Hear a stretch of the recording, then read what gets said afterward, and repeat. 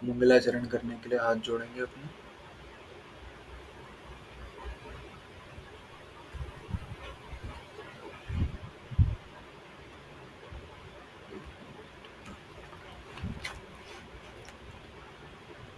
मोक्षमार्गस्य नेतारं भेत्तारं कर्मभूभृतां ज्ञातारं विश्वतत्त्वानां वन्दे तद्गुणलब्धये।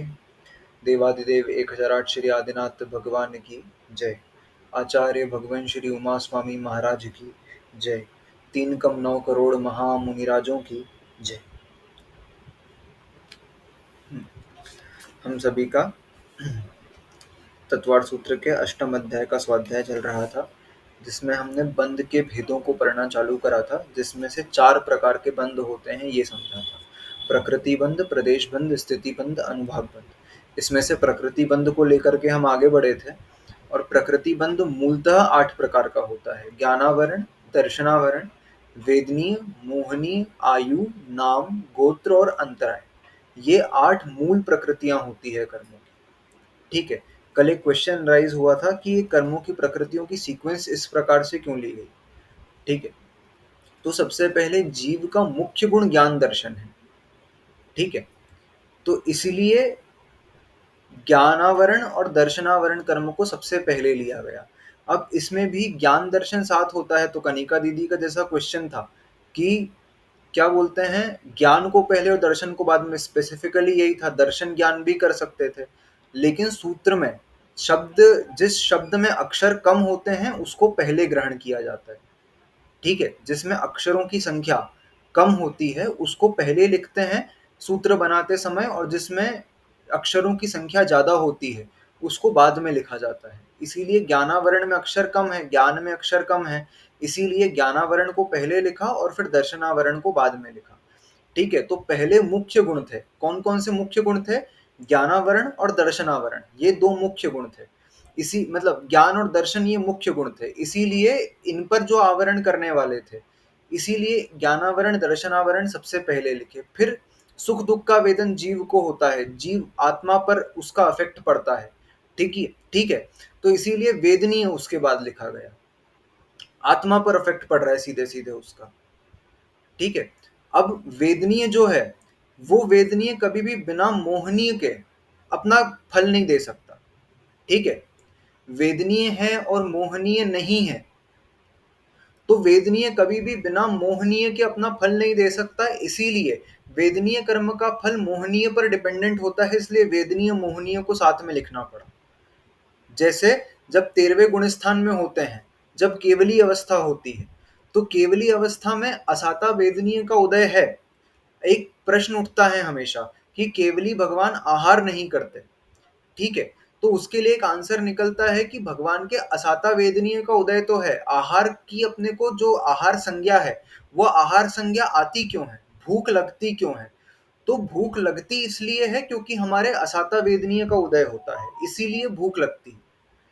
ठीक है, अब वो असाता वेदनीय, हमको उस भोजन के प्रति, हमारे शरीर के प्रति मोह है, इसीलिए वो असाता वेदनीय भूख के रूप में हमको प्रॉब्लम दे पाती है, हमको दुख दे पाती है, हमको वो एहसास करवा पाती है।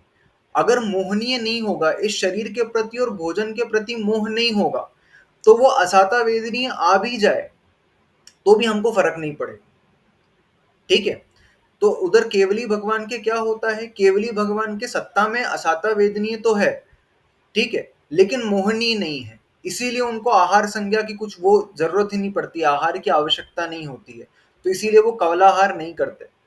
ठीक है, तो केवली भगवान कवलाहारी क्यों नहीं होते? क्योंकि उनके असाता का भले उदय है, मतलब असाता सत्ता में है, उदय तो नहीं है, असाता सत्ता में है, लेकिन फिर भी मोहनीय नहीं होने के कारण उनको भूख की जो वेदना होती है वो नहीं हो पाती उनकी।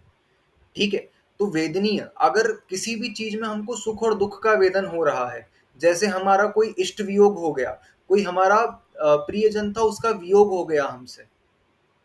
ठीक है, तो वो एक असाता का निमित्त तो मिला, दुनिया में कितने लोगों का रोज वियोग हो रहा है, तो हम क्या सभी के लिए दुखी हो रहे हैं? नहीं, जिसके प्रति मोह है मात्र उसके लिए दुखी होते हैं हम। ठीक है, जा तो हर पल कोई ना कोई रहा है। मम्मा, फोन आ रहा है। जा तो हर पल कोई ना कोई रहा है। हम्म। कट गया।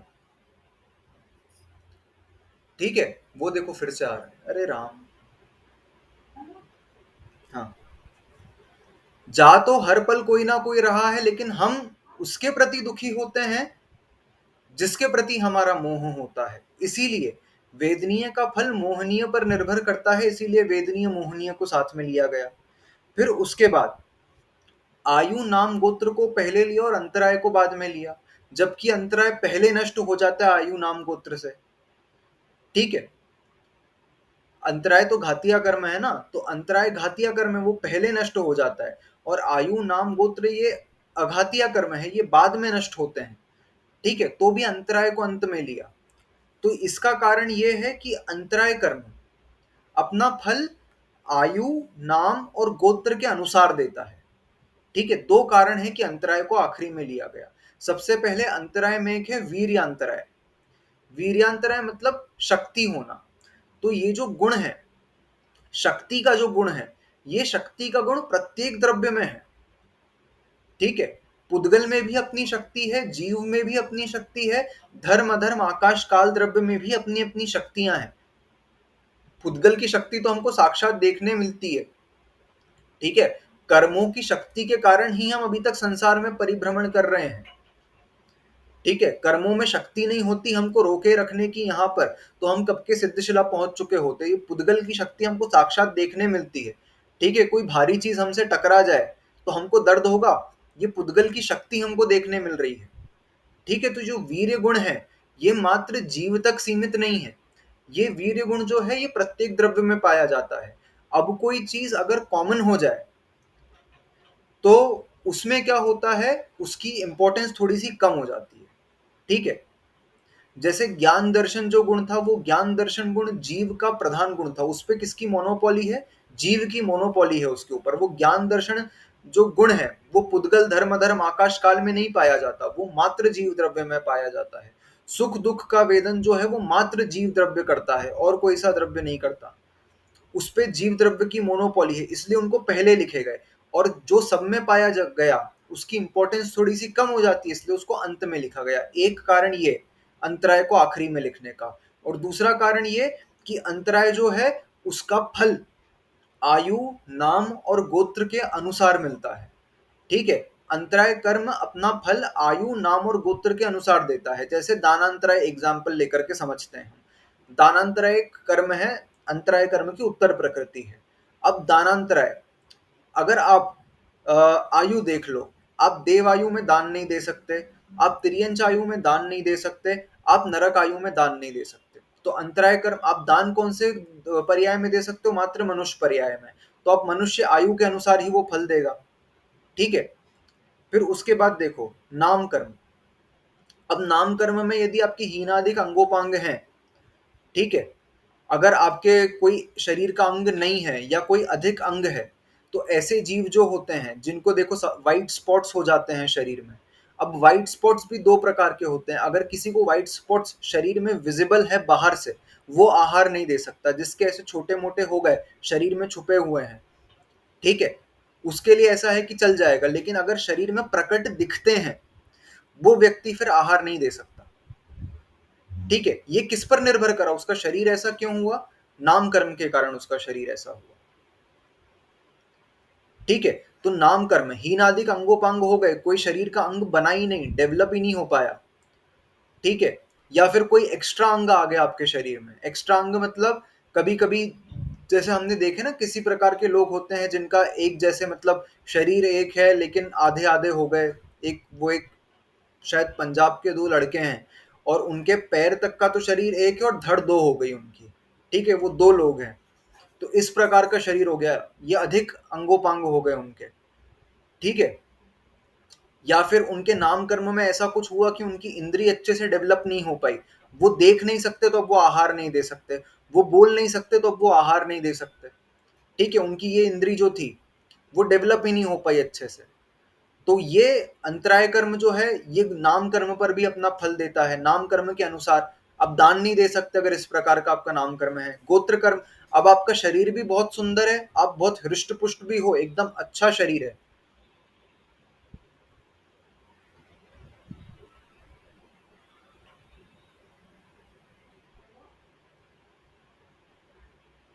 ठीक है।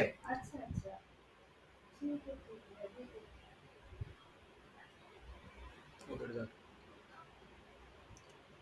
हाँ, तो अब ये देखो, आपका शरीर भी बहुत अच्छा है और सब कुछ बहुत अच्छा है, आपकी आयु भी मनुष्य आयु है, आपका शरीर भी एकदम सही है, जैसे आहार देने के लिए शरीर की योग्यता होती है वैसे ही योग्यता है आपके अंदर, लेकिन आप नीच गोत्र में उत्पन्न हो गए, तो आप आहार दे सकते हो क्या? नहीं दे सकते फिर, ठीक है। शूद्र के घर में कदापि मुनि महाराज आहार नहीं ले सकते, ठीक है। अब यदि इंटरकास्ट मैरिज हो जाती है, आज के समय में बहुत कॉमन हो गया, ठीक है, तो यदि किसी व्यक्ति ने शूद्र के घर में शादी कर ली है, चाहे अब पुरुष शूद्र है चाहे स्त्री शूद्र है, उसके घर में मुनिराज आहार लेने के लिए नहीं जा सकते हैं, ठीक है।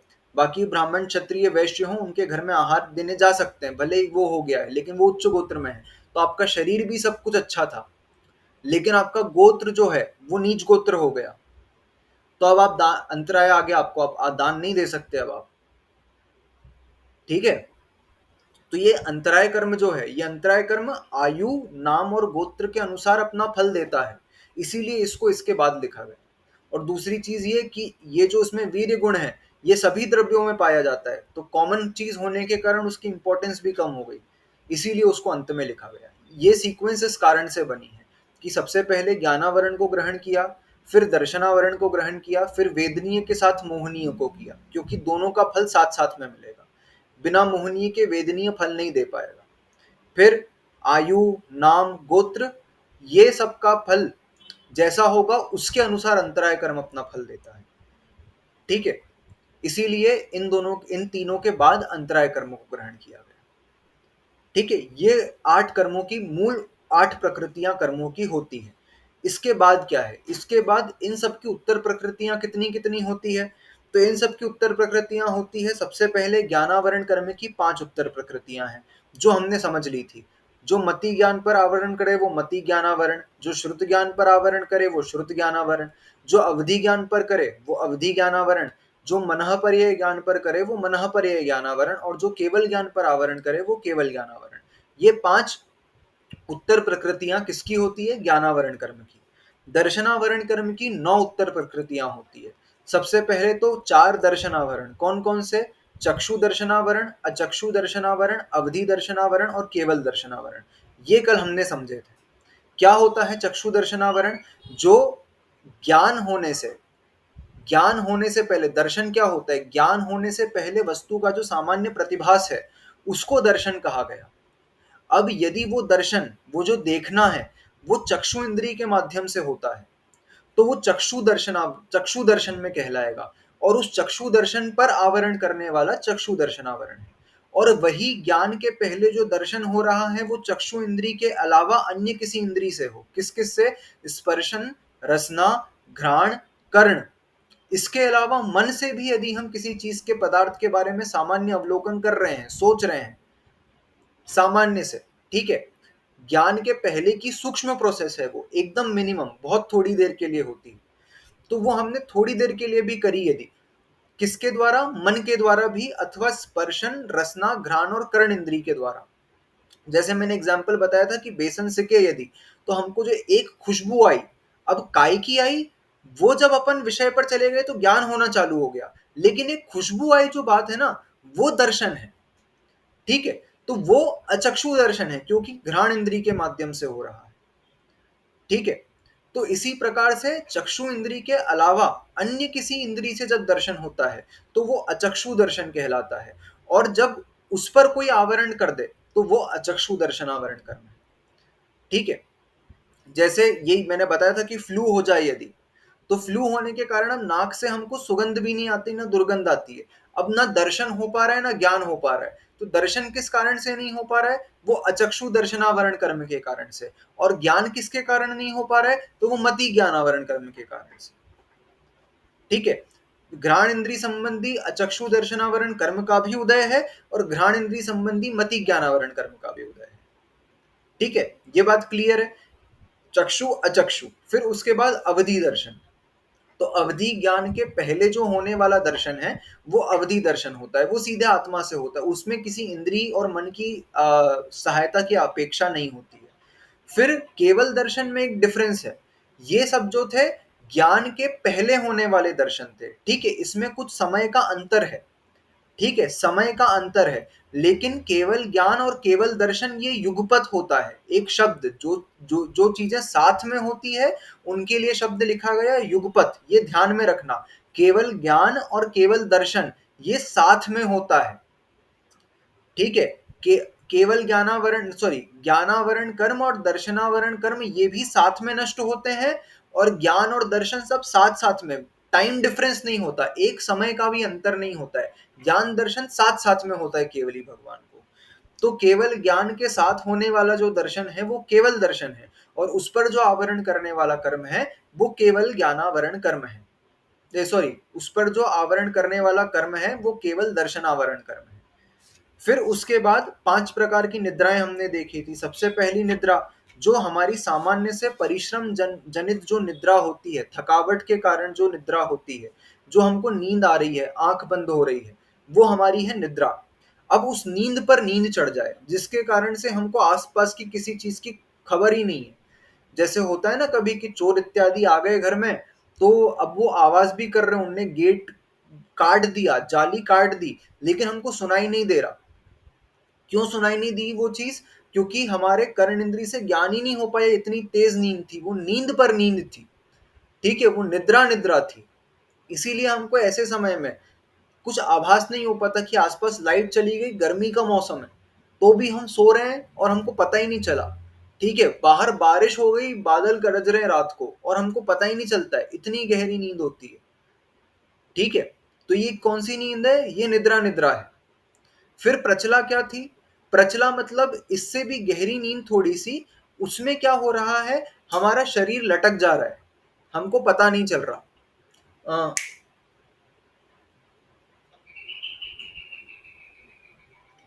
हमारा शरीर जो है वो लटक जा रहा है और हमको पता ही नहीं चल रहा, वो है प्रचला, ठीक है। जैसे किसी के कंधे पर, इतनी गहरी नींद में थे, इतने थके हुए थे कि इतनी भयंकर वो आई, हम शरीर पर कंट्रोल ही नहीं कर पाए, हम ऐसे करके किसी के मुंह कंधे पर सर रख के सो गए, अथवा जब बिस्तर पे सो रहे हैं तो इतनी गहरी नींद में सो रहे हैं कि मुंह ऐसा करके खुला हुआ है, ठीक है, इस प्रकार से, ठीक है। किसी की देखना पलके होती है, आधी खुली होती है, आईबॉल्स ऊपर पहुंच जाती है, ठीक है। इस प्रकार की जो नींद आती है वो कहलाती है प्रचला। फिर है प्रचला प्रचला, उससे भी गहरी नींद। अब मुख में से लार टपक रही है सोते सोते और पता नहीं चल रहा, देखना सुबह सुबह कभी उठो और बिस्तर, वो जो तकिया होता है, तकिया गीला गीला है, इतनी गहरी नींद थी कि लार टपक रही थी मुख में से, वो कहलाती है प्रचला प्रचला, ठीक है। वो कौन सी है? प्रचला प्रचला।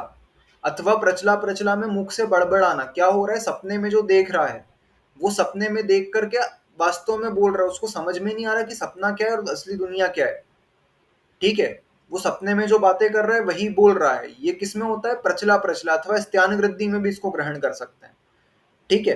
अब स्त्यान वृद्धि में विशेष चीज और ज्यादा, कि नींद में चल फिर रहा है, नींद में काम कर रहा है, ये सब स्त्यान वृद्धि में हमने देखा था, ठीक है। एक एग्जाम्पल भी बताया था मैंने कि वो तैरने चला जाता था। इसमें क्या रौद्र कर्म कर सकता है? रौद्र कर्म यानी कि शक्ति बढ़ जाती है, जो काम वो सामान्य अवस्था में नहीं कर पाता था वो काम वो अब कर लेता है, ठीक है। जैसे उसको तैरना नहीं आता था तो वो तैर भी लेता है। कनिका दीदी, आज दूसरा एग्जाम्पल सुना सकता हूँ?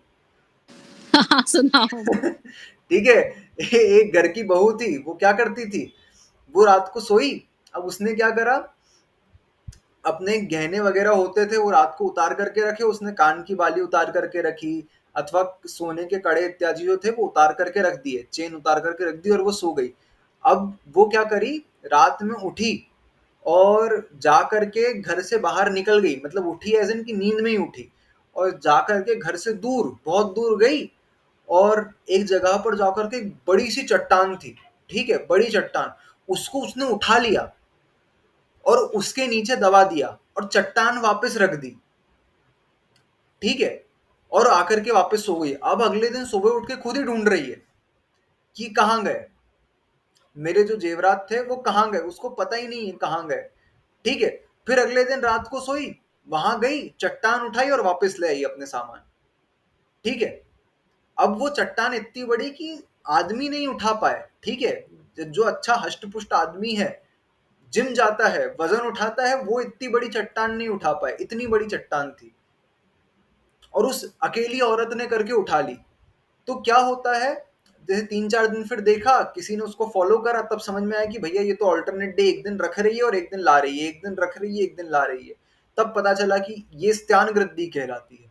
वो रौद्र कर्म करने लगते हैं उसमें, मतलब अपनी शक्ति से ज्यादा कर्म करने लगते हैं उसमें, जितनी वो सामान्य अवस्था में नहीं करते, उससे अधिक शक्ति वाले कार्य स्त्यान वृद्धि में कर सकते हैं, ठीक है।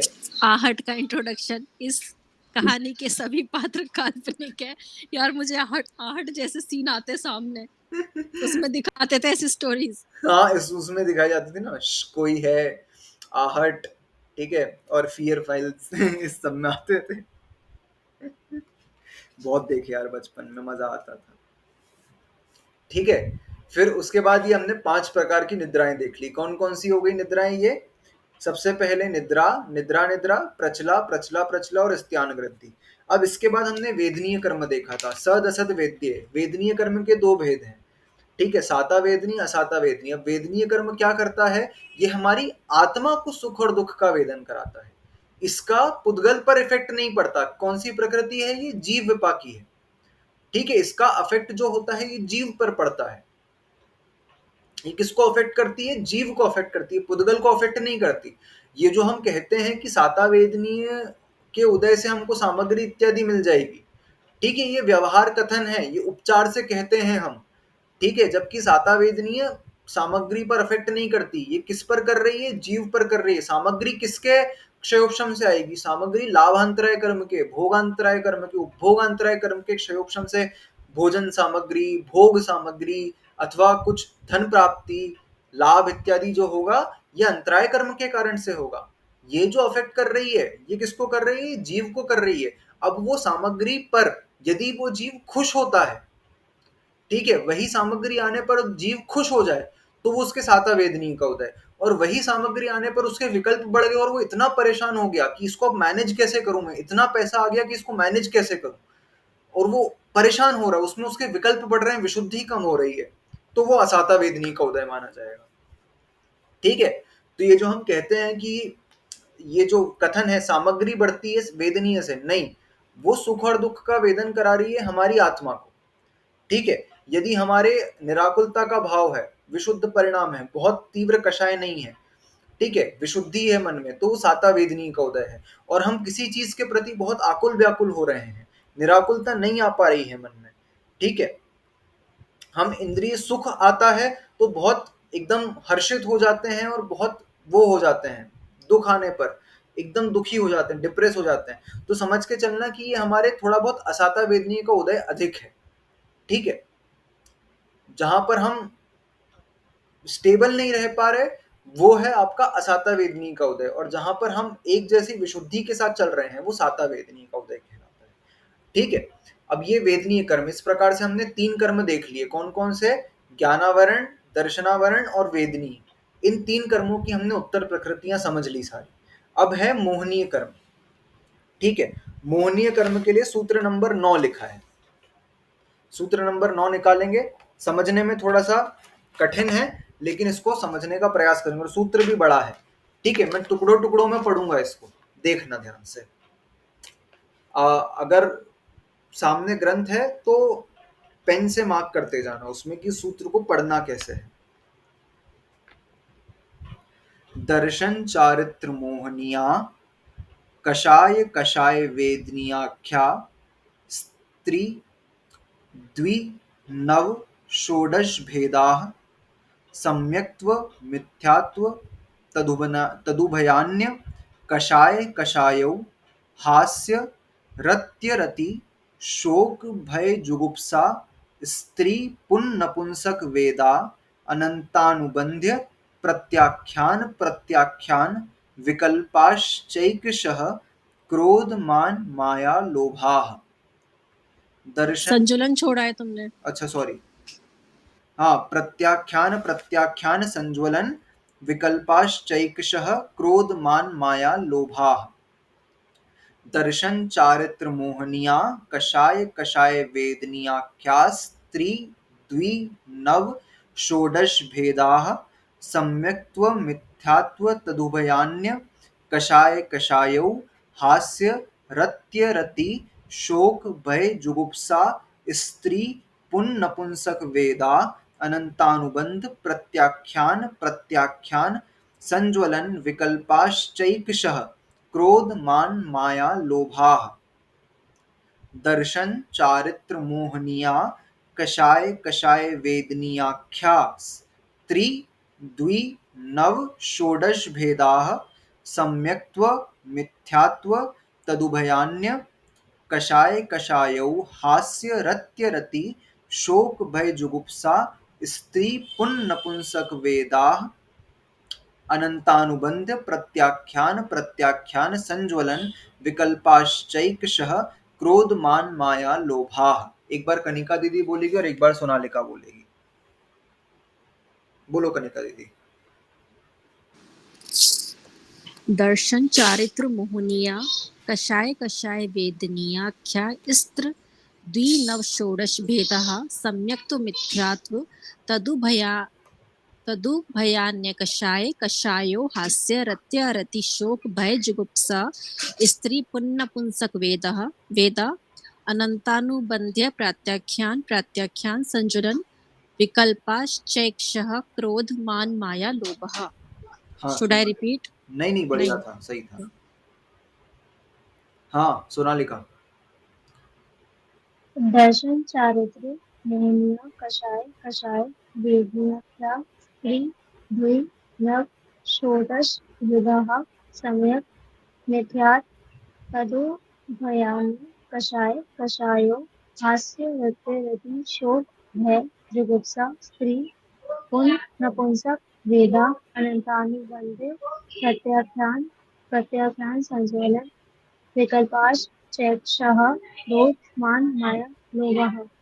ठीक है, ये तदु भयान्य, ठीक है, क्या लिखा है वो दोनों को, तदु भयान्य, अन्य, तदु भय अन्य, ठीक है, उसकी संधि है, तदु भयान्य, इस प्रकार से पढ़ेंगे उसको। तो अपन ने क्या देखा, इसको देखो, मोहनीय कर्म की कुल कितनी प्रकृतियां थी, अष्टाविंशति, मतलब 8 और 20 यानी कि 28 प्रकृतियां थी। ठीक है, तो उन 28 प्रकृतियों को पहले विभाजित किया गया। किस किस में विभाजित किया गया, तो अपन सूत्र को देखते हुए चलेंगे। सबसे पहले लिखा दर्शन चारित्र मोहनी, ठीक है, दर्शन चारित्र मोहनी। तो सबसे पहले उस मोहनीय कर्म के दो डिवीजन किए। सबसे पहला है दर्शन मोहनीय और चारित्र मोहनीय। अब ये जो है मोहनीया लिखा है, तो मोहनीय ग्रहण करो और संधि करके अकषाय और कषाय वेदनीय, ठीक है, मोहनीय के या में से अ लेना है और कषाय लेना है पीछे का, तो अकषाय और पीछे का वेदनीय, ठीक है, क्या लेना है, अकषाय वेदनीय और कषाय वेदनीय। अब इनकी क्रम से संख्या कितनी है वो बता रहे हैं। तो सबसे पहले त्रि, सबसे पहले कितनी है, त्रि, मतलब जो सबसे पहला था दर्शन मोहनीय, उस दर्शन मोहनीय की 3 प्रकृतियां हैं। फिर उसके बाद है चारित्र मोहनीय, तो चारित्र मोहनीय की 2 प्रकृतियां हैं। फिर उसके बाद है अकषाय वेदनीय, तो अकषाय वेदनीय की 9 प्रकृतियां हैं। और फिर है कषाय वेदनीय, तो कषाय वेदनीय की 16 प्रकृतियां हैं। ठीक है, एक और बार देखेंगे, या सोनालिका चली गई, उसके आने पर देखते हैं। ठीक है, अब उसके बाद उनके नाम बता रहे हैं, ये संख्या हो गई, अब नाम बता रहे हैं। दर्शन मोहनीय की प्रकृतियां हैं, सबसे पहली है मिथ्यात्व, फिर है सॉरी सम्यक्त्व, फिर सम्यक्त्व के बाद है मिथ्यात्व, ठीक है, और फिर तीसरी प्रकृति तदुभय, मतलब उसको मिश्र मिश्र कर दो, दोनों को मिक्स कर दो, तो कौन सी प्रकृति हो गई, सम्यक मिथ्यात्व। ठीक है, कौन सी? देखो सबसे पहले है भेद, दो भेद करे दर्शन मोहनीय चारित्र मोहनीय, और उसके बाद अकषाय वेदनीय और कषाय वेदनीय। ठीक है, अब उनकी संख्या, दर्शन मोहनीय की संख्या 3 यानी कि 3, चारित्र मोहनीय की संख्या 2 यानी कि द्वि यानी कि 2। ठीक है, फिर उसके बाद अकषाय वेदनीय की संख्या 9 यानी 9, और कषाय वेदनीय की संख्या 16। ठीक है, उसके बाद नाम बता रहे हैं सबके। दर्शन मोहनी की प्रकृति सम्यक्त्व प्रकृति, फिर उसके बाद मिथ्यात्व प्रकृति, और तदुभयान्य माने कि मिश्र, दोनों को मिक्स कर देना, तो सम्यक मिथ्यात्व प्रकृति। ठीक है, फिर उसके बाद कषाय कषायो, अब अकषाय वेदनीय और कषाय वेदनीय की, ये क्या है? चारित्र मोहनी की है। तो अकषाय वेदनीय की पहले बता रहे हैं, कौन कौन सी है अकषाय वेदनीय की? हास्य, रति, रत्य में रति लगाना, रति, सॉरी रति, रत्य में अरति लगाना है। हास्य, अरति, रति, शोक, भय, जुगुप्सा, स्त्री वेद, नपुंसक, स्त्री वेद, पुरुष वेद, नपुंसक वेद। ठीक है, तो अकषाय वेदनी पहले नाम था ना, तो अकषाय वेदनी की हास्य, रति, अरति, शोक, भय, जुगुप्सा, स्त्री वेद, पुनमनि की पुरुष वेद, और नपुंसक वेद। फिर उसके बाद कषाय वेदनीय की सबसे पहली है अनंतानुबंध्य यानी कि अनंतानुबंधी। ठीक है, अनंतानुबंधी, अब बंधी का अ से संधि होगी तो बंध्य बन गया वो। ठीक है, अनंतानुबंधी, और फिर अगली है अप्रत्याख्यान, तो उसके अ से संधि हो गई उसकी, इसलिए वो बंध्य बन गया। तो सबसे पहली कषाय वेदनी की अनंतानुबंधी, फिर उसके बाद अप्रत्याख्यान, फिर उसके बाद अगली प्रत्याख्यान, फिर उसके बाद संज्वलन। अब इन सभी के विकल्पाश्चैक्षः, प्रत्येक में चार चार लगाना। क्या क्या लगाना? क्रोध, मान, माया और लोभ। ये सूत्र का अर्थ हमने समझा, एक और बार देखेंगे। मोहनीय कर्म के दो भेद, दर्शन और चारित्र मोहनी। अब उसके बाद दो और भेद, कौन से? अकषाय वेदनीय, कषाय वेदनीय। अब इनकी संख्या, दर्शन मोहनी की 3, चारित्र मोहनी की 2, अकषाय वेदनीय की 9, कषाय वेदनीय की 16। ठीक है, अब दर्शन मोहनीय की प्रकृतियों के नाम, सम्यक्त्व प्रकृति, मिथ्यात्व प्रकृति, और तदुभयान्य यानी कि मिश्र सम्यक मिथ्यात्व प्रकृति। फिर उसके बाद अकषाय वेदनीय के नाम, हास्य, रति, अरति, शोक, भय, जुगुप्सा, स्त्री वेद, पुन यानी कि पुरुष वेद, और नपुंसक वेद। ठीक है, फिर उसके बाद क्या है?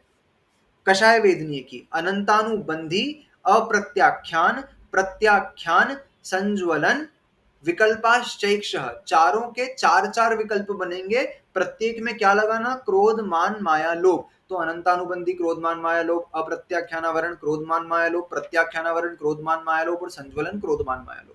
इस प्रकार से 16 बन गई। अब संख्या देखो, अब इनकी संख्या जो है ये तो 28 से ज्यादा हो रही है। दर्शन मोहनी की 3 बता दी, चारित्र मोहनी की 2 बता दी, फिर अकषाय वेदनी की 9 और कषाय वेदनी की 16, कुल मिलाकर के 30 हो रही है ये। ठीक है, और हमने 28 पढ़ी। ठीक है, तो ये जो अकषाय वेदनी और कषाय वेदनी होती है, ये दर्शन मोहनी की 2 प्रकृतियां हैं, चारित्र मोहनी की 2 प्रकृतियां हैं। अकषाय वेदनीय जो होती है वो 9 कषाय जो है ना, हास्य, रति, अरति, उनको ग्रहण किया गया। और कषाय वेदनीय में किसको ग्रहण किया? अनंतानुबंधी, प्रत्याख्यानावरण, प्रत्याख्यानावरण और संज्वलन को ग्रहण किया गया। तो जब अपन इसके उत्तर भेद करेंगे, ठीक है, तो फिर वो अकषाय वेदनीय, कषाय वेदनीय को ग्रहण नहीं किया जाएगा, फिर सबकी एक एक प्रकृति को ही गिना जाएगा। ठीक है, इसीलिए उसकी 28 प्रकृतियां बनेगी, तब अकषाय और कषाय वेदनीय को ग्रहण नहीं करते। ठीक है, इसलिए चारित्र मोहनी की कुल प्रकृतियां 9 और 16 मिलाकर के 25 हो जाती हैं, और दर्शन मोहनी की प्रकृतियां 3 हो जाती है, कुल मिलाकर के 28 प्रकृतियां होती है। ये हम पहले से पढ़ते आ रहे हैं, दोनों को क्लियर है?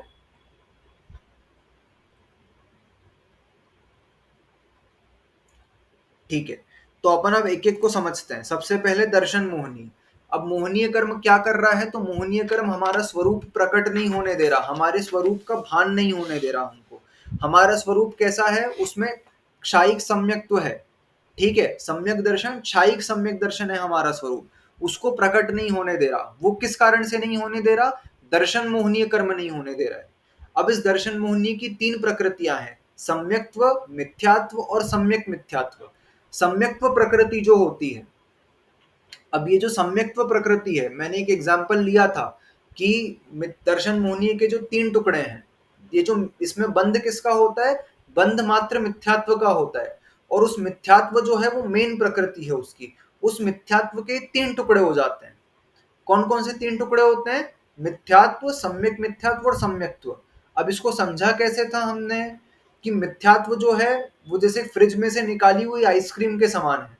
ये पढ़ा था हमने कि फ्रिज में से निकाली हुई आइसक्रीम कैसी होती है, एकदम कड़क, ठीक है, उसमें से चम्मच ऐसे घुसाओ तो चम्मच भी नहीं जाएगी अंदर, इतनी कड़क है वो, कट नहीं रही वो, इतनी आइसक्रीम ठोस होती है उस समय।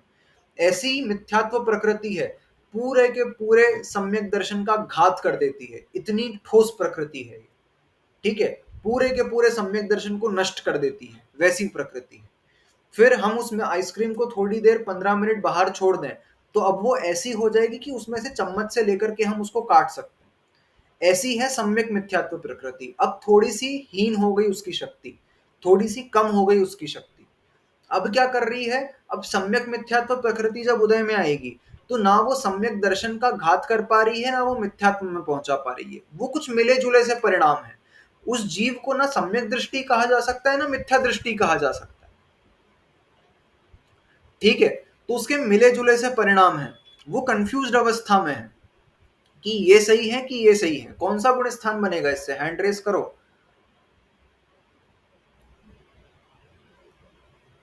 जब सम्यक मिथ्यात्व प्रकृति का उदय आएगा तो कौन सा गुण स्थान बनेगा, थर्ड, सेकंड या थर्ड गुण स्थान बनेगा। थर्ड गुण स्थान का नाम ही सम्यक मिथ्यात्व है, ठीक है, मिश्र उसका नाम ही है, इस प्रकृति के ऊपर ही उसका नाम है कि उसमें इस प्रकृति का उदय है कि अब वो मिले जुले से परिणाम कर रहा है, ठीक है। अब उस व्यक्ति को ना मिथ्या दृष्टि कहा जा सकता है ना सम्यक दृष्टि कहा जा सकता है, ये थोड़ी सी उसकी शक्ति कम हो गई, मिथ्यात्व की शक्ति उतनी कम हो गई। अब उस आइसक्रीम को यदि 1 घंटे बाहर छोड़ दें अथवा गैस पे रख दें तो वो किसी दूध जैसी हो जाएगी। अब उसको दूध जैसी एकदम लिक्विड हो गई, पूरी की पूरी उसकी शक्ति एकदम कम हो गई। तो उसी प्रकार से अब सम्यक्त्व प्रकृति है, अब सम्यक्त्व प्रकृति इतनी कमजोर हो जाती है कि उससे अब सम्यक दर्शन का घात नहीं हो पाता। सम्यक्त्व प्रकृति का उदय रहने पर भी जीव सम्यक दृष्टि रह सकता है वो किसकी प्रकृति, दर्शन मोहनीय की, ठीक है, लेकिन उसके उदय में भी जीव सम्यक दृष्टि रह सकता है, बस सम्यक दर्शन में वो प्रकृति कुछ कुछ दोष लगाती रहती है, ठीक है। सम्यक सम्यक दर्शन जो है जीव का, अब वो पूरा निर्मल सम्यक दर्शन नहीं है, शुद्ध सम्यक दर्शन नहीं है, उस सम्यक दर्शन में कुछ कुछ दोष लगते रहेंगे। कैसे दोष लगते रहेंगे, उन दोषों का नाम दिया गया चल दोष, मल दोष और अगाढ़ दोष। किसमें होता है ये, जब सम्यक्त्व प्रकृति का उदय होता है, ठीक है। कौन कौन से दोष होते हैं, चल दोष, मल दोष, अगाढ़ दोष। इन दोषों के कारण क्या होता है, इन दोषों के कारण जीव तीर्थंकरों में भी इष्ट अनिष्ट की बुद्धि रखता है, ठीक है, मंदिरों में भी इष्ट अनिष्ट की बुद्धि रखता है। अब ये प्रकृति सम्यक दर्शन का तो घात नहीं कर पा रही, तो जिस जीव को इस प्रकृति का उदय रहेगा उस जीव की जो श्रद्धा है वो तो सच्चे देवशास्त्र गुरु के प्रति ही रहेगी, लेकिन उसके परिणाम किस प्रकार से बनेंगे, उसके परिणाम इस प्रकार से बनेंगे कि मेरे इष्ट तो शांतिनाथ हैं, शांतिनाथ शांति प्रदान करने वाले हैं, ठीक है। ये किसके कारण से हो रहा है, ये सम्यक्त्व प्रकृति के कारण से होता है। इससे सम्यक दर्शन का घात नहीं होता, जीव सम्यक दृष्टि ही रहता है, मात्र ये चलमल अगाढ़ दोष है उसके। ये निर्मल सम्यक दर्शन नहीं है, हर तीर्थंकर एक जैसा है, ठीक है, चाहे शांतिनाथ ले लो, चाहे अरनाथ ले लो, चाहे कुंथुनाथ, चाहे मल्लीनाथ, किसी भी तीर्थंकरों को ले लो, उनकी शक्ति एक दूसरे से किंचित भी कम नहीं है। लेकिन हम किसकी बुद्धि लगाएं कि शांति विधान करेंगे अथवा शांतिनाथ की पूजन करने से जीवन में शांति आएगी। मम सर्व विघ्न शांतिम कुरु कुरु स्वाहा, रोज शांतिनाथ जिनेन्द्राय करके माला करेंगे हम उसकी, ठीक है। तो ये जो बुद्धि आ रही है ये चलमल अगाढ़ दोष के कारण आती है, ये सम्यक्त्व प्रकृति में के कारण आती है। लेकिन इससे ध्यान में रखना, इससे जीव का सम्यक दर्शन नष्ट नहीं हो रहा, वो अभी भी सम्यक दृष्टि है, ठीक है। अथवा क्या करने लग जाए वो जीव, पार्श्वनाथ भगवान उपसर्गों को दूर करते हैं। ये इस प्रकार की बुद्धि आती है जिनकी, कि पार्श्वनाथ भगवान, उनके ऊपर उपसर्ग हुआ, उनके उपसर्ग दूर हुए, तो उनकी पूजा करने से हमारे जीवन के उपसर्ग दूर हो जाएंगे। ये भी सम्यक्त्व प्रकृति का दोष है, ठीक है, लेकिन वो जीव सम्यक दृष्टि अभी भी है, ठीक है। अब ये जो हम किसकी, मंदिरों में इष्ट अनिष्ट की बुद्धि रख लेते हैं ना, कि हमको तो ये मंदिर की ये मूर्ति अधिक प्रिय है, ठीक है, इस मूर्ति से किसी को विशेष राग हो जाता है, कि ये जो मूर्ति है, ये पर्टिकुलर मूर्ति हमें बहुत अच्छी लगती है। जैसे किसी को कुंडलपुर के बड़े बाबा की मूर्ति बहुत अच्छी लगती है, कि ये मूर्ति सबसे अच्छी है, इससे हमको सबसे अच्छी ऊर्जा मिलती है, सबसे अच्छी पॉजिटिविटी मिलती है। किसी को गोलाकोट के भगवान अच्छे लगते हैं, ठीक है, किसी को रामटेक के शांतिनाथ अच्छे लगते हैं, किसी को चांदखेड़ी के आदिनाथ अच्छे लगते हैं, ठीक है, किसी को गोमटेश्वर बाहुबली अच्छे लगते हैं, कनिका दीदी जैसे, ठीक है। तो ये जो बुद्धि आ रही है, ये किसके कारण आ रही है, कि प्रतिमा में डिफरेंस करना। ये क्यों हो रहा है, ये हो रहा है सम्यक्त्व प्रकृति के कारण, किसी में इष्ट की बुद्धि आना, किसी पर्टिकुलर से विशेष राग हो जाना, ठीक है, अथवा मंदिरों में विशेष राग हो जाना, कि जैसे जिस मंदिर हम रोज जाते हैं, उस मंदिर से हमको विशेष राग हो जाता है, कि हमको तो ये मंदिर के दर्शन करे बिना दिन अच्छा नहीं निकलेगा, हमको तो रोज यहीं के दर्शन चाहिए, अथवा हमको एक पर्टिकुलर वेदी के सामने ही पूजा करनी है, हमको तो ये वेदी हमारे पूर्वजों ने बनवाई थी, अथवा हमको ये बहुत पसंद है, तो हम इसी वेदी के सामने बैठ के पूजा करते हैं, हमको ये वेदी सबसे अच्छी लगती है, ठीक है। ये चलमल अगाढ़ दोष के कारण होता है, ठीक है। तो इससे उसकी श्रद्धा जो है, सम्यक दर्शन नष्ट नहीं हुआ उसका, उसकी सच्चा श्रद्धा जो है अभी भी सच्चे देवशास्त्र गुरु के प्रति है, लेकिन इस प्रकार से इष्टनिष्ठ की बुद्धि उसकी लगती रहती है, ये सम्यक्त्व प्रकृति के कारण, ये जीव सम्यक दृष्टि ही होता है, ठीक है। ये हो गई दर्शन मोहनीय की चर्चा। अब अपन पढ़ते हैं अकषाय वेदनीय।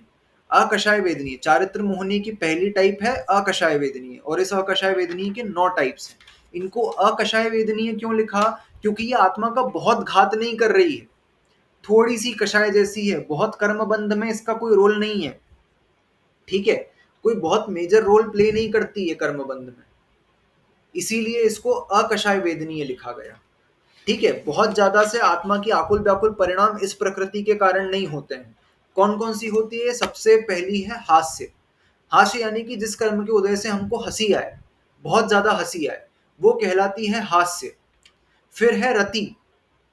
रति यानी कि किसी चीज के प्रति विशेष राग के परिणाम आ जाए, ठीक है, किसी कपड़े के प्रति, किसी वस्तु के प्रति, किसी भोजन के प्रति, किसी व्यक्ति के प्रति जो विशेष राग के परिणाम आ जाए, वो होता है रति भाव।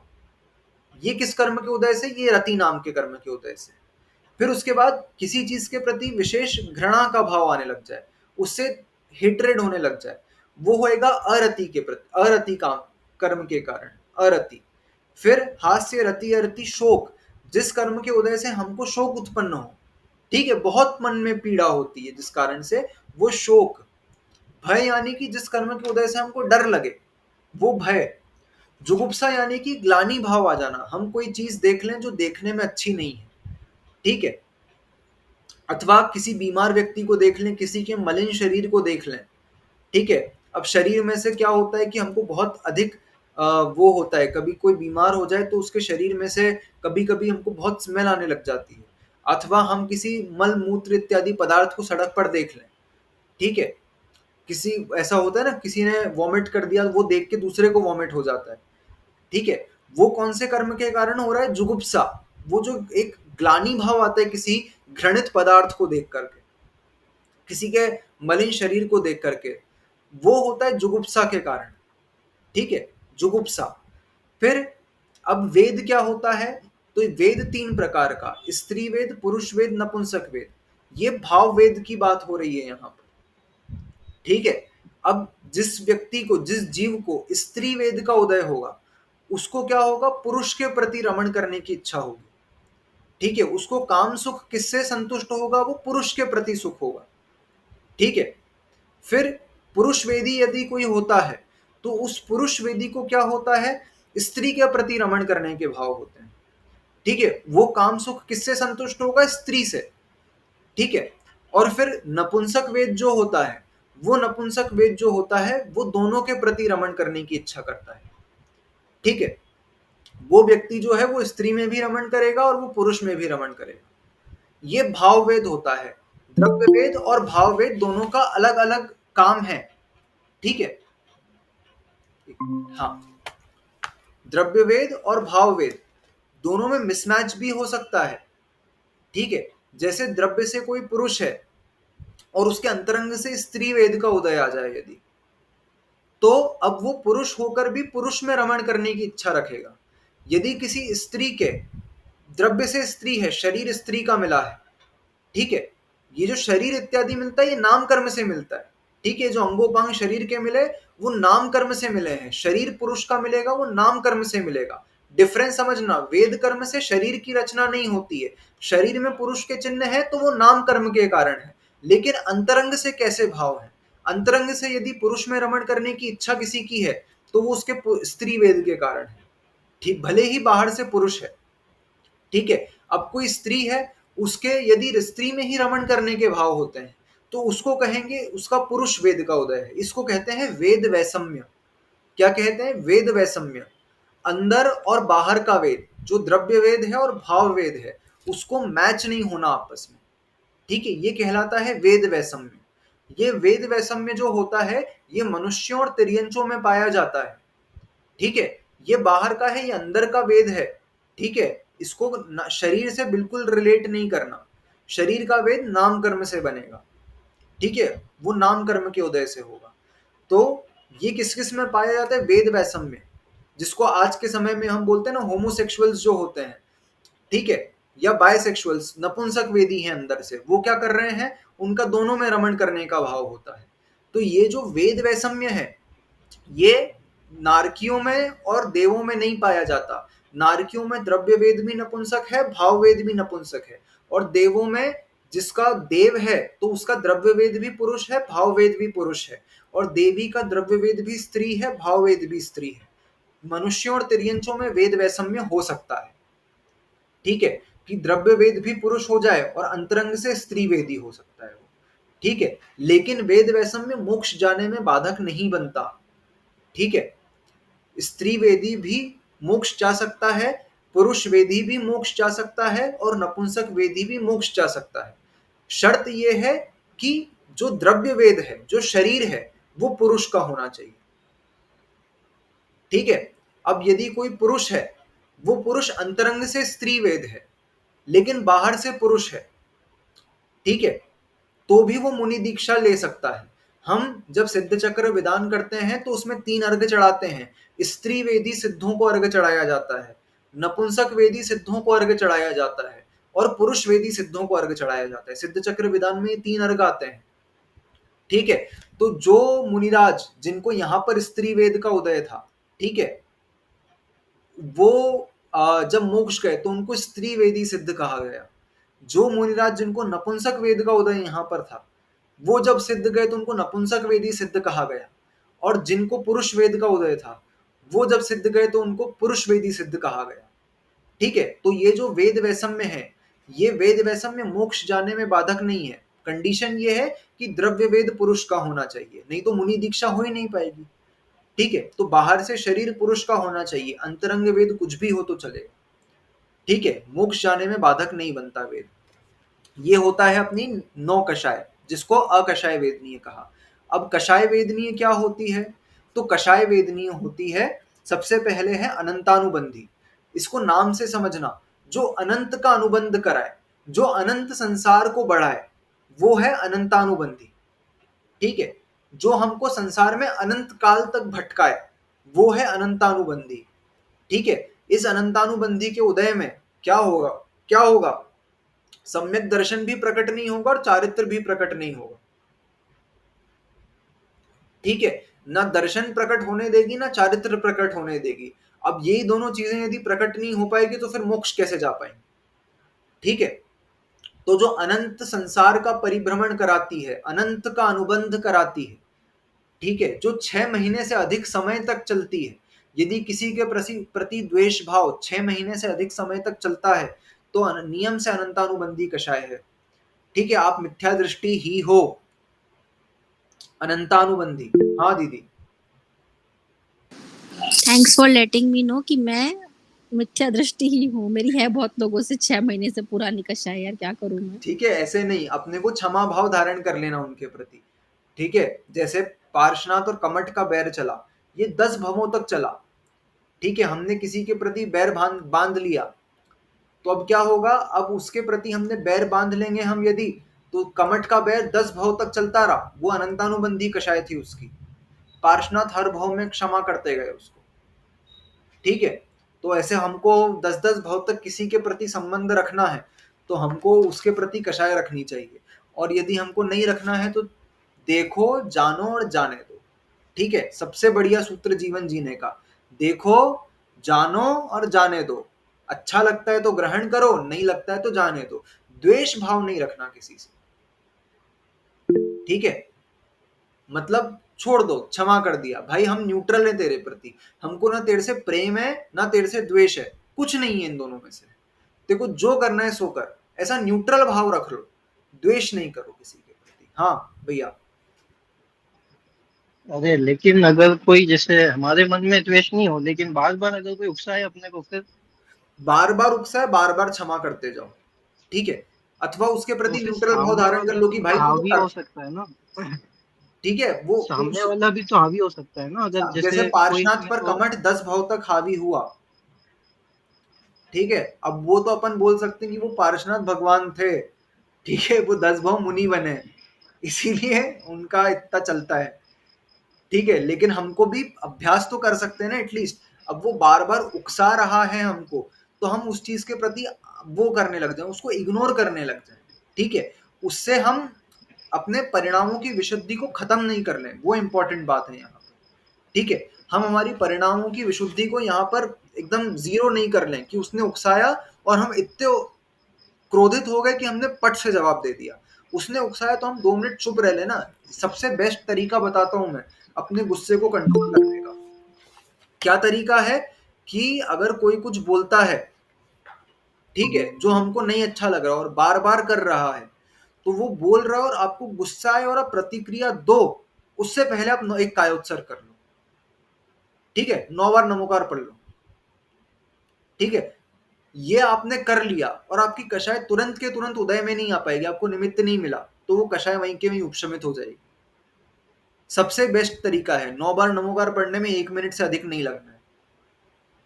ठीक है, तो उस गुस्से को आप क्या कर रहे हो, जो आप प्रकट कर रहे हो, उस गुस्से को प्रकट नहीं करना, आप अपनी कषाय को वहीं के वहीं उपशमित कर लो। और सबसे बेस्ट सूत्र क्या बोला, देखो क्या कर रहा है, जानो क्या कर रहा है, अच्छा लग रहा है तो लो, नहीं लग रहा है तो जाने दो। ग्रहण ही मत करो उस चीज को, आप नेगेटिविटी को लो ही मत, अपने ऑरा तक पहुंचने ही मत दो उस चीज को। ठीक है, अपनी विशुद्धि किसी को खराब करने ही मत दो। ठीक है, कोई कर रहा है बार बार, उसको अपने जीवन से हटा दो कि भाई मेरे को मतलब ही नहीं तेरे से, लेकिन मैं तेरे से द्वेष भी नहीं रख रहा। ये भाव नहीं रखना कि मैं तेरे से द्वेष रखता हूं इसलिए मैं तुझे अपने जीवन से हटा रहा हूं, नहीं। हम तेरे प्रति न्यूट्रल हैं, तेरे को जो करना है वो कर, लेकिन हम उस चीज में अब अपनी विशुद्धि को खराब नहीं करेंगे, इस प्रकार से। ठीक है, ओम इग्नोराय नमः। ठीक है, फिर उसके बाद अप्रत्याख्यानावरण। अप्रत्याख्यानावरण क्या करती है, जो सूक्ष्म त्याग भी नहीं होने देती, ये हमने पहले ही समझ लिया था। क्या करती है, ये किंचित प्रत्याख्यान भी नहीं होने दे रही है। जो स्थूल हिंसा का त्याग कर रहा है कोई जीव, वो उस पर भी आवरण ढक रही है। ठीक है, तो वो हो जाएगी अप्रत्याख्यानावरण। ठीक है, फिर प्रत्याख्यानावरण क्या करती है, तो ये सकल त्याग नहीं होने देती है, ये महाव्रत नहीं लेने देती है, ये है प्रत्याख्यानावरण। सकल त्याग, पूरा प्रत्याख्यान नहीं होने दे रही, उस पर आवरण ढक रही है, ये है प्रत्याख्यानावरण। ठीक है, फिर संज्वलन, नाम से देखो संज्वलन, जिसके उदय में संयम प्रज्वलित रहे सो संज्वलन। ठीक है, संज्वलन कषाय के उदय में संयम नष्ट नहीं होता, संयम प्रज्वलित ही रहता है, इसीलिए संज्वलन नाम है उसका। उसमें महाव्रत का कोई घात नहीं होता, महाव्रती के भी संज्वलन कषाय होती है। ठीक है, उसके कौन कौन सी नहीं होती, अनंतानुबंधी, अप्रत्याख्यानावरण और प्रत्याख्यानावरण, ये 3 कषाय उसके नहीं पाई जाती। संज्वलन के उदय में संयम रह सकता है। तो अब संज्वलन कषाय करती क्या है, तो आत्मा का एक चारित्र होता है जिसका नाम है यथाख्यात चारित्र, ठीक है। उस यथाख्यात चारित्र को प्रकट नहीं होने देती। जब तक संज्वलन कषाय का उदय है तब तक वो यथाख्यात चारित्र जो है आत्मा का, वो प्रकट नहीं हो सकता, ठीक है। वो कब प्रकट होता है, तो वो 11वें गुण स्थान में प्रकट होता है, जब सभी कषायों का एकदम उपशमित हो जाती हैं या क्षय हो जाती हैं, ठीक है। तो वो क्षीण मोह, जहां तक संज्वलन लोभ का उदय है उस गुण स्थान तक यथाख्यात चारित्र नहीं हो सकता। तो संज्वलन कषाय किसका घात कर रही है, वो यथाख्यात चारित्र का घात कर रही है। लेकिन उसके उदय में संयम रह सकता है, संयम नष्ट नहीं होता, ठीक है। यथाख्यात चारित्र नष्ट होता है और वो 11वें गुण स्थान में प्रकट होता है।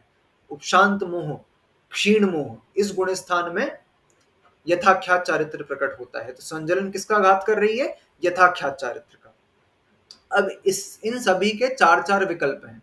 कौन कौन से 4-4 विकल्प हैं, तो सब में क्रोध लगाना, मान लगाना, माया लगाना और लोभ लगाना। तो अनंतानुबंधी क्रोध, अनंतानुबंधी मान, अनंतानुबंधी माया और अनंतानुबंधी लोभ, इस प्रकार से ये कषाय होती हैं, ठीक है। फिर उसके बाद है आयु कर्म है। तो आयु कर्म, टाइम क्या हो गया, हो गए 56 मिनट हो गए।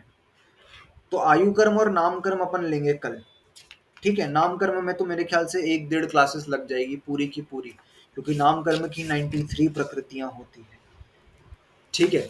तो अपन कल आयु कर्म और नाम कर्म को समझेंगे। तो अभी अपन ने कितने कर्म देख लिए, हमने 4 कर्म देख लिए। कौन कौन से, ज्ञानावरण की प्रकृतियां सारी की सारी समझ ली, दर्शनावरण की सारी समझ ली, वेदनीय की समझ ली और मोहनीय की समझ ली।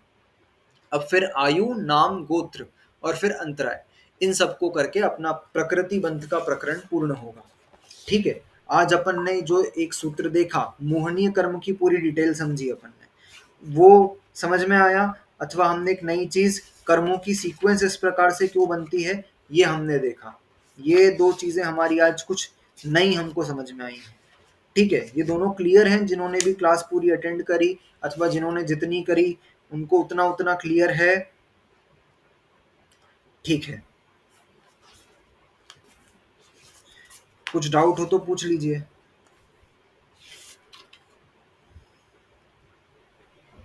नहीं है तो जिनवाणी स्तुति करेंगे, हाथ जोड़ेंगे जिनवाणी स्तुति के लिए। शास्त्र पठन में मेरे द्वारा यदि जो कहीं कहीं प्रमाद से कुछ अर्थ वाक्य पद मात्रा छूट गई, सरस्वती मेरी उस त्रुटि को कृपया क्षमा करें और मुझे कैवल्य धाम में माँ अविलंब धरें। वांछित फलदात्री चिंतामणि सदृश मात्र तेरा, वंदन करने वाले मुझको मिले पता मेरा। बोधि समाधि विशुद्ध भावना आत्म सिद्धि मुझको मिले और मैं पा जाऊं माँ मोक्ष महासुख को। द्वादशांग जनवाणी मातेश्वरी की जय। सभी का उत्सर्ग करेंगे एक